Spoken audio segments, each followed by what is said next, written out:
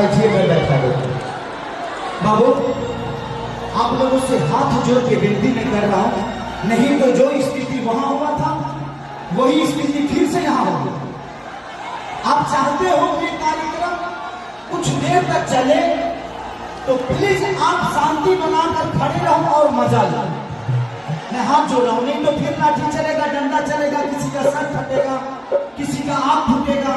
यार मुझे दुख होता है, लाठी आपको पड़ती है, चोट मुझे लगता है यार।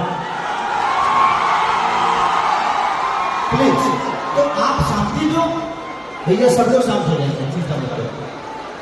कृपया करके आप लोग इधर से हट जाए।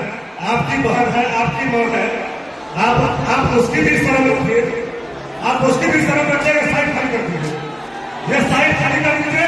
मेरी मां बहन है इधर, पूरा